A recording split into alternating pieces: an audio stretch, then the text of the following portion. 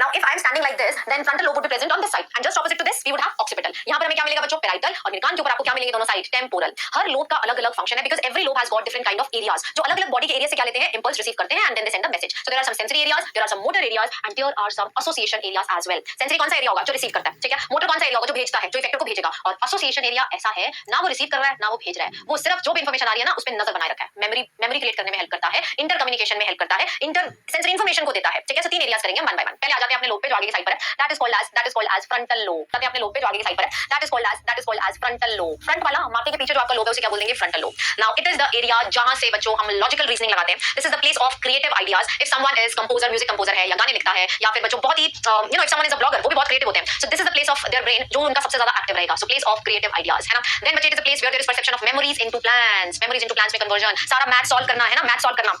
ठीक है? So that will be under the control of this lobe. Then this lobe also consists of other areas like premotor areas, motor areas, Broca's areas and association areas. ये सारे areas आपके इसी frontal lobe में. This is frontal. Let me label it. जो highlight हो रहा है ना, this one. This is frontal lobe.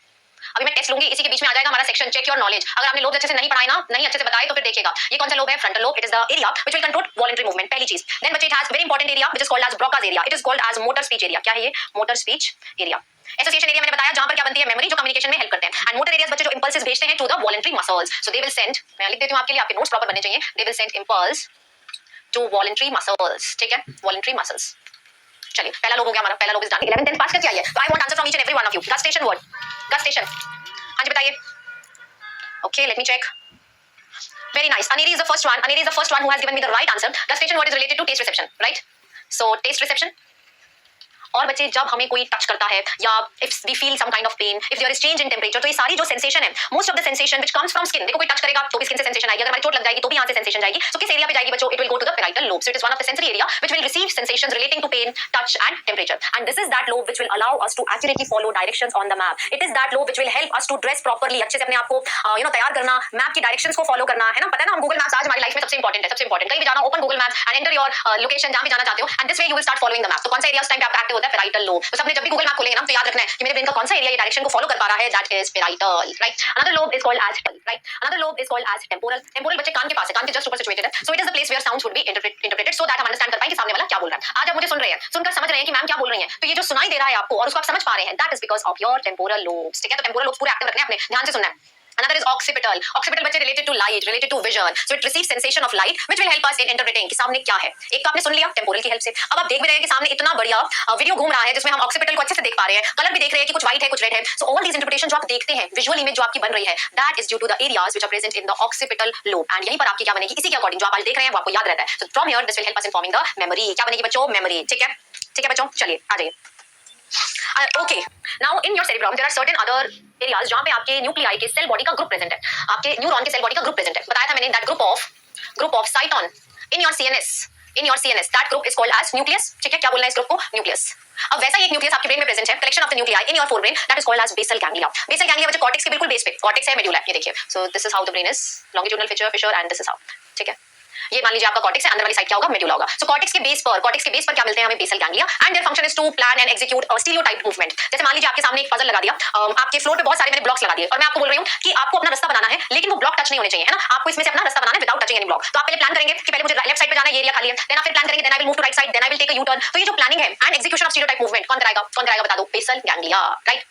Now, the cerebral cortex, as I told you, consists of 3 parts. एक है जो इन्फॉर्मेशन को भेजता है, जो ब्रेन से इन्फॉर्मेशन जाती है to the organs, to the effector, to the glands, to the muscle, उसको हम बोलते हैं motor area. That is called as motor area. ठीक है? देन बच्चे ब्रेन का वो हिस्सा जो इन्फॉर्मेशन को रिसीव करता है, क्या बोलेंगे इसको? क्या बोलेंगे? सेंसरी. लेकिन ये दोनों तो ना बहुत कम जगह लेते हैं. ज्यादा जगह कौन लेता है? जो चेक कर रहा है, सबको देख रहा है. कौन है जो सबको देख रहा है? मेमोरी बना रहा है. That is association area. So cerebral cortex में बच्चे मैक्सिमम मेजर पोर्शन, मैं लिख रही हूं, major portion is covered by this association area. ठीक है? और इसी की वजह से क्या बनती है? इसी की वजह से क्या बनता है? आपका एक्सपीरियंस. इसी की वजह से बच्चे क्या बनती है? मेमोरी. ना तो ये कहीं भेज रहा है, ना कहीं से रिसीव कर रहा है, ये बैठ के बस सब पे नजर बनाए रखा है, ये बैठ के सब कुछ याद कर रहा है. और आपकी जो मेमोरी जनरेशन है वो कौन कर रहा है? This association area. जितनी मेमोरी रिलेटेड चीजें हैं, कम्युनिकेशन है, इंटरसेंसरी एसोसिएशन है, that is done by the association area. और तीनों में से सबसे ज्यादा हिस्सा किसका है? एसोसिएशन का. ठीक है?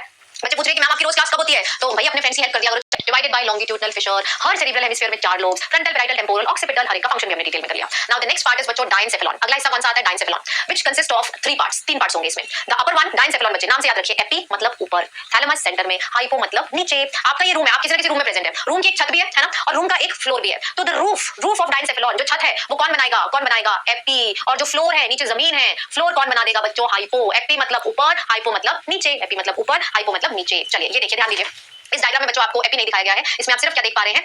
थैलेमस दिख रहा है, मिडल वाला हिस्सा, और नीचे वाला दिख रहा है सबको. This is thalamus and this is hypothalamus. मैं इधर हो जाती हूं, बिल्कुल क्लियर दिखेगा सब बच्चों को, बिल्कुल क्लियर दिखेगा. हाँ जी, चलिए दिख रहा है thalamus and hypothalamus. And have a look over there also. Thalamus बच्चे सेंट्रल, द रिले सेंटर. नीचे वाली साइड आपको क्या दिख जाएगा? आपका हाइपोथैलेमस. एपिथेलियम दिख रहा है because epithalamus is actually non nervous part, वहां पे न्यूरॉन्स नहीं है, इसी वजह से it is not visible here. So diencephalon consist of epithalamus, thalamus and hypothalamus. ठीक है, वन बाय वन तीनों के इंपॉर्टेंट फंक्शंस हैं जो हमें याद रखने हैं. कुछ फीचर्स हैं जो हम हमेशा याद रखेंगे. मैं आपके सामने लिख रही हूं, आप अपने नोट्स बनाइए बच्चों, बहुत इंपॉर्टेंट रहेंगे. ठीक है, यही तो चीजें हैं जो बच्चे को एक अलग बनाती हैं. यही कुछ चीजें हैं जो शायद आपको NCERT say that it is non nervous. अभी बताया, तभी डायग्राम में लेबल नहीं था. नॉन नर्वस पार्ट, न्यूरॉन नहीं है बच्चों इसके पास. तो इसकी क्या खास बात है? सबसे पहली चीज छत बनाता है. छत को बच्चे क्या बोलते हैं? Roof. It forms the roof part. Another thing, this epithalamus, it has got a folded structure जो CSF बना सकता है. CSF क्या था? CSF क्या था? बताइए बच्चों, CSF क्या था? CSF was cerebrospinal fluid. तो cerebrospinal fluid बनता है plexus से, जिसको हम बोलते हैं choroid plexus. 2 types, anterior and posterior. तो जो anterior choroid plexus है ना, the anterior choroid plexus is the anterior part of this epithalamus. जिसने क्या बनाना है? क्या बनाना है? cerebrospinal fluid. इसी के पास होंगे columnar ependymal cells, yes, which will keep the CSF in moving position. Her time CSF चलता रहेगा. Why? Because of the special type of cells present here. So non nervous part बच्चे, ऊपर का हिस्सा जिसके पास क्या है? anterior choroid plexus. और इसके just opposite वाली साइड पे देखेंगे तो इसके पास क्या प्रेजेंट होगा? क्या प्रेजेंट होगा बच्चे? इसके पास प्रेजेंट होगा pineal gland. This is one endocrine gland, pineal gland. ठीक है, that is also present in the cavity which is formed by this epithalamus. Pineal gland क्या करता है? It releases a hormone जिससे आपको टाइम से नींद आती है, जिससे आप टाइम से उठते हैं. That is melatonin. क्या रिलीज करता है? मैं लिख देती हूँ. It releases a hormone which is called as melatonin. बच्चे चाहे कितने भी नाटक कर लें, कितना भी नाटक कर लें, जब आपका स्कूल जाना शुरू होगा, है ना, स्कूल जाना शुरू होगा, तब रोज आप कितने बजे उठते हैं? 6 बजे या 6:30. सबका अलग स्कूल का टाइम होता है. लेकिन जब संडे आता है तो हमारी एक बारी तो नींद खुलती है 6 बजे, है ना, एक बारी खुलती है. फिर हम चाहे जबरदस्ती अपने माइंड को बोले नहीं आज तो संडे है, दोबारा सो जाते हैं. बट जो एक बारी नींद खुलती है वो किस वजह से है? Because of this hormone which is called as melatonin. मैं दोबारा लिख देती हूँ, क्या है बच्चों इस हार्मोन का नाम? Melatonin.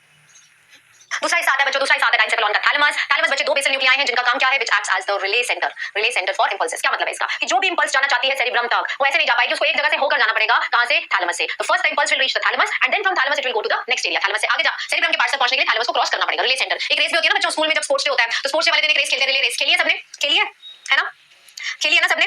Very nice Shreyansh Mishra, congratulation. Unacademy NEET के बच्चे ही धूम मचा रहे हैं, बिल्कुल 100 में से 100 marks in biology. Very very nice. तो जो रिले रेस होती है स्पोर्ट्स मीट में होती है, उसमें क्या होता है? एक बच्चा दौड़ रहा है, उसने क्या किया? उसके हाथ में there will be something, he will pass that rod to next person. फिर वो दौड़ेगा, फिर वो आगे वाले को पास कर देंगे, फिर वो दौड़ेगा. तो रिले करना मतलब क्रॉस होकर जाना. आपको रास्ते में रुकना पड़ेगा, उसको पास करना पड़ेगा, देन आप आगे जाएंगे. तो इंपल्सेस के साथ भी ये हो रहा है. ये जो सेंसरी इंपल्स है जो आ रही है बच्चों, वो पहले सेरिब्रम में जाने से पहले रुकेगी. रिले होगा कहां पर? थैलेमस वाले रीजन पे, देन आगे जाएगी अपने आने वाले हिस्से में.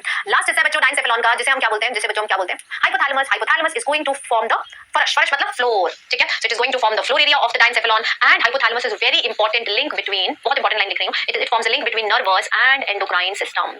देखिए ब्रेन का यही हिस्सा है जो दोनों सिस्टम से रिलेटेड है, जो एक लिंक बना रहा है नर्वस और एंडोक्राइन. मतलब इसका रोल नर्वस सिस्टम में भी है, इसका रोल एंडोक्राइन सिस्टम में भी है. So this is one of the question of NEET my dear students. आप इसको याद रखेंगे, स्टार बना लो इस पे. नीट में क्वेश्चन आता है which acts as link between nerves and endocrine. The answer is going to be hypothalamus. इतना इंपॉर्टेंट बच्चे कर लेते हैं. हाइपोथैलेमस बच्चे नीचे का हिस्सा बनाएगा. हाइपो मतलब नीचे होता है, फ्लोर ऑफ डायनसेफेलॉन कर लिया. It forms the link between endocrine and nervous. देख रहे हैं इसमें, दिस इज हाइपोथैलेमस. और ये जो बड़ा सा न्यूक्लियस दिख रहा है, दिस इज थैलेमस. और इसके ऊपर which is not visible in this view, that is going to be epithalamus. So ये जो छोटा सा स्ट्रक्चर है, this hypothalamus is actually attached to the master endocrine gland. 10th में पढ़ा था मास्टर एंडोक्राइन ग्लैंड क्या होता है. मास्टर एंडोक्राइन ग्लैंड क्या होता है? क्या कोई मुझे बता सकता है? क्या कोई मुझे बता सकता है? मास्टर एंडोक्राइन ग्लैंड किसको बोलते थे? किसको बोलते थे? मास्टर वाज जो सारे एंडोक्राइन ग्लैंड्स को कंट्रोल करता है. कम ऑन बच्चे, दिखा दो अपनी knowledge. Show me.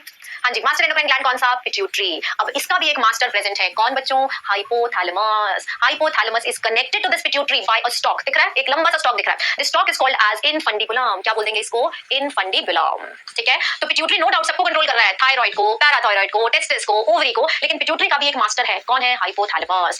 That is why hypothalamus is called as master of master endocrine glands. हाँ जी, मास्टर का भी मास्टर है. Master of master endocrine glands. ठीक है, पिट्यूटरी मास्टर है, हाइपोथैलेमस उसका भी मास्टर है. और लिंक है बच्चों, इसका दोनों एरियाज में रोल होगा. नर्वस रोल अभी डिटेल में कर लेते हैं, इसमें से भी क्वेश्चन आता है. तो सब बच्चे अपना टेम्पोरल लोब, ऑक्सीपिटल लोब बिल्कुल एक्टिव रखेंगे, ज्यादा काम करना चाहिए. So nervous function of hypothalamus is that it is going to control at what time you will feel hungry. So hunger centre, कब आपका पेट भर जाएगा. सिंपल सा है, मैं आपको बताती हूँ. It has got hunger centre, मतलब जब हमें भूख लगती है तो कौन बता रहा है? हाइपोथैलेमस. फिर हम खाते हैं खाना खा लिया, कौन बताएगा कि बस भाई बहुत हो गया और मत खाओ, जगह ही नहीं बची है? सेटेटी सेंटर. सेटेटी का मतलब होता है the word satiety means satisfaction. पेट भर गया, बस करिए, satisfaction. तो वो वाला सेंटर भी किसके पास है? हाइपोथैलेमस. प्यास लगने वाला थर्स्ट सेंटर भी किसके पास है? Hypothalamus. And it also controls the amount of urine formed, whether the urine would be dilute, whether the urine would be concentrated, मतलब आपके blood में क्या osmolarity है, the osmolarity, क्योंकि इसके पास क्या present है, receptors, osmolarity of your blood along with osmolarity बच्चे of your urine would be also controlled by hypothalamus because इसके पास है osmoreceptors जो जज कर सकते हैं कि blood में पानी ज्यादा है या फिर कमी चल रही है। अगर कमी चल रही है तो हम urine में से बचे excess water को वापस ले लेंगे और blood में पानी का amount क्या कर देंगे, normal कर देंगे। osmoregulation, very nice बच्चा लोग। Another question जो यहाँ से बनता है hypothalamus में से that it is going to regulate the body temperature, कि आपकी बॉडी का जो certain temperature है 37 डिग्री सेंटीग्रेड, वार्म ब्लडेड है ना, हमारा टेम्परेचर तो चेंज नहीं होता, कैसे भी करके मेंटेन कर लेते हैं। कौन कर रहा है वो, कौन कर रहा है, that is going to be hypothalamus. So hypothalamus also controls the temperature, that is why it is called as thermoregulatory center of the body, and it also controls certain emotions, it also controls बच्चे sexual desire or the libido. So ये है कुछ role of hypothalamus in the nervous system. Endocrine system detail में वैसे हमारा अगले chapter में आना है, बट अभी के लिए मैं आपको बता दूं कि पिट्यूटरी का भी मास्टर है। कैसे? Because it releases certain kind of hormones like RH releasing hormone, like IH, है ना, याद है GnRH, GHRH, है ना, gonadotropin releasing hormone, growth hormone releasing hormone। तो ये सारे लोग क्या कर रहे हैं, RH और IH किसको जाकर कंट्रोल करेंगे, पिट्यूटरी हार्मोन्स को। किसको कंट्रोल करेंगे बच्चा लोग, pituitary hormones. So this way बच्चों it is also becoming a big part of endocrine system as well। अब आते हैं बच्चे उस ब्रेन पर जो हमारे इमोशंस को कंट्रोल कर रहा है कि कब हमें बहुत गुस्सा आता है, गुस्से की वजह से बच्चे लड़ाई भी कर लेते हैं हम, है ना। तो ये सारी चीजें, हमारा गुस्सा, हम खुश होना, बहुत रिवार्ड पाथवे वाली फीलिंग की बहुत ही खुशी हो रही है कि जैसे आज हम फर्स्ट आ गए होते हैं, फुल मार्क्स आ गए होते हैं। तो all these emotions these are controlled by one system which is present in your fore brain called as limbic system. दूसरा नाम क्या है इसका, emotional brain. So now we are going to talk about emotional brain. देखना चाहेंगे emotional brain कैसा दिखता है, have a look guys. So let me show you this emotional brain. Yes, so this is how emotional brain looks like. Limbic system है। इस limbic system में अब क्या भरा हुआ है, इस लिम्बिक सिस्टम में बच्चों, इस लिम्बिक सिस्टम में बहुत सारे न्यूक्लियाई हैं। न्यूक्लियाई क्या बताया था, ग्रुप ऑफ साइटोन। एक्सॉन में जो साइटोन होता है उसके ग्रुप को क्या बोलते हैं हम, nuclei. So this is the whole limbic system which consist of groups of nuclei जो हमारे इमोशंस को कंट्रोल करेंगे, जो बच्चों हमारे इमोशंस को कंट्रोल करेंगे, गुस्सा आना, डर लगना, है ना, लड़ाई कर लेना किसी से, बहुत खुश फील करना, ये सब कौन कंट्रोल करेगा, लिम्बिक। इसमें देख रहे हैं बहुत सारे न्यूक्लियाई हैं। We are going to talk about few of them. किस-किस के बारे में बताऊंगी। एक ये छोटा सा बादाम की तरह दिख रहा है, ब्राउन कलर का, बिल्कुल बादामी स्ट्रक्चर है। दिस वन मैंने अभी इस ब्राउन को ब्लू कर दिया। This is called as amygdala. Amygdala is that part of limbic system बच्चों which is going to control two types of emotions, डर और गुस्सा। जब आपको बहुत डर लगता है तब हम भागते हैं, बचते हैं। For example someone is chasing you, भाग रहे हैं, भागते भागते क्या हुआ, गली बंद हो गई, कोई रास्ता ही नहीं है, ब्लाइंड एंड आने की वजह से आपके पास दो रास्ते हैं। या तो आप डरते रहेंगे तो वो एनिमी आके जो भी आपके पीछे था वो आपको खत्म कर देगा। दूसरा रास्ता क्या है कि अब जो आपका डर है वो किसमें कन्वर्ट होगा, आपके गुस्से में कन्वर्ट होगा। तो आपके जितनी भी स्ट्रेंथ है, जितनी भी है बच्चों होगी ना, जितनी भी स्ट्रेंथ है उससे आप क्या करेंगे, उससे फाइट करने की कोशिश करेंगे। तो ये जो एमिग्डाला दिख रहा है सबको, बादामी structure, almond shape structure, this is responsible for converting your fear to anger. डर बच्चे किसमें कन्वर्ट हो गया है, गुस्से में। एंड गुस्सा आना उस टाइम पे जरूरी भी है, अदरवाइज बच्चे you won't be able to survive. Survival के लिए that conversion of emotions that was necessary and that is done by this amygdala. ठीक है, दूसरा स्ट्रक्चर जो हमने इसमें पढ़ना है लिम्बिक सिस्टम में, ये वाला दिख रहा है। हाँ जी, can you see the sea horse shape like structure. Sea horse जैसी थोड़ी शेप है, ना। सी हॉर्स हमने एक फिश करी थी, पाइसेस में आते थे। तो ये जो सी हॉर्स लाइक शेप है, this is called as hippocampus. क्या नाम है इसका, हिप्पोकैम्पस। इसका काम क्या है, इसका काम है बच्चों to convert your short term memory into long. Pieces में आते थे। तो ये जो सी हॉर्स लाइक शेप है, this is called as hippocampus. क्या नाम है इसका, हिप्पोकैम्पस। इसका काम क्या है, इसका काम है बच्चों to convert your short term memory into long term memory. जो चीजें आज आप सीख रहे हैं, कुछ चीजें इसमें ऐसी हैं जो आपके माइंड में लंबे समय तक रजिस्टर होकर रहेंगी। यहाँ मैम ने एक बादाम जैसा स्ट्रक्चर दिखाया था, सी हॉर्स जैसा स्ट्रक्चर दिखाया था। तो this conversion of short term into long term would be done by this hippocampus. Everyone is with me, दिख रहा है सबको। हाँ जी, तो ये है आपका इमोशनल ब्रेन। अब इसमें ऐसा स्ट्रक्चर भी है, ये देखिए इसमें एक और हिस्सा दिख गया, जेनोस्प्लिनियम वाला। मैंने बताया था जेनो और स्प्लिनियम आपस में कनेक्टेड है by this fornix. This is fornix. ये कौन सा हिस्सा है, फॉर्निक्स है। ठीक है, right. And let us move back बच्चा लोग। So I was telling you limbic system, the emotional brain, it consists of various nuclei. पहला था amygdala। मैं इमोशंस यहाँ लिख देती हूँ, कौन से इमोशंस कंट्रोल करेगा। One is going to be fear and conversion of fear into anger. That would be done by amygdala. बादामी, है ना, लिख देते हैं यहाँ पर। जो हमें रोज खाने चाहिए, जो हमारी मेमोरी को स्ट्रॉन्ग रखेंगे, है ना, almond shaped। कैसा स्ट्रक्चर है इसका, almond shaped। लिख रहे हैं ना, साथ साथ नोट्स बनाइए। Next one, hippocampus. कैसा शेप रहेगा, सी हॉर्स टाइप शेप है। और क्या काम है इसका, क्या काम है, शॉर्ट टर्म मेमोरी को कन्वर्ट करना है into long term memory, right. Another structure is septum. Septum बच्चे it's a small structure which is also linked to hypothalamus. ये क्या करेगा, it is responsible for sexual arousal. It has role in sexual arousal. ठीक है, and last structure जो इसमें पढ़ना हमने, जिससे बच्चों बहुत ही खुशी वाली फीलिंग आती है कि आज जैसे कोई प्राइज मिल रहा हो, that is nuclei accumbens, nucleus accumbens बोल लो। So this is the reward pathway, this is part of reward pathway. क्या मतलब है इसका, देखो ये जो न्यूक्लियाई एक्यूम्बेंस है ना, अगर ये एक्टिवेट हो जाए तो न्यूरोट्रांसमीटर निकलता है जिसको हम बोलते हैं डोपामिन।